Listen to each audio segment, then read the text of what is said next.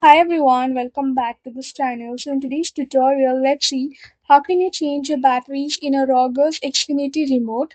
So here's a guide for your XR11 XR15 replacement. Stay tuned till the end of the video. Step 1. Open the rear battery door.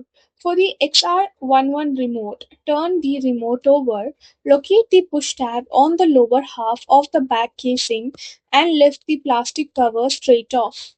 For the XR15 remote, turn the remote over, press down firmly on the raised arrow indentation, and slide the entire bottom panel downwards to remove it. Step 2. Extract the depleted batteries. Pull the old batteries out of their housing slots using your fingernail or a small plastic tool. Safely discard or recycle the dead cells according to local electronics regulations. Check the silver metal terminal contacts for any white battery acid, leakage, rust, or debris. Step 3. Clear residual microchip memory power. Leave the battery compartment completely empty without any cells inserted. Press and hold down the physical power or all power button on the front of the remote for exactly 5 seconds.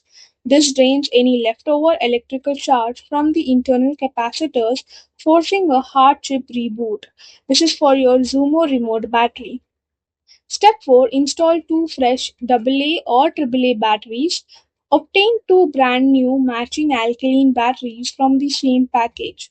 Also note that the XR11 requires AA batteries while the XR115 requires AAA batteries. Align the positive and negative ends with the diagram markings inside the compartment, pushing the flat negative side against the spring first. This is on your Zumo remote battery. Step 5. Replace the compartment door. Align the plastic cover tabs with the matching tracks on the rear remote housing. Slide or snap the door upward firmly until it clicks securely back into the place on your Zumo remote battery. Step 6. Test or repair the remote to your box. Point the remote directly at your Rogers Xfinity entertainment box or Ignite gateway. Press the Xfinity button or the microphone button to verify the box response on your Rogers Xfinity router. If the remote unlinked during the swap, hold down the A and D buttons on your XR11 or Xfinity and info buttons on XR15 for 5 seconds until the status light flashes green, then type 981 to reset pairing, then hold the buttons again and follow the on-screen prompts. So that's all for the video. Thank you for watching. Don't forget to like, share, comment, and also do hit the subscribe button.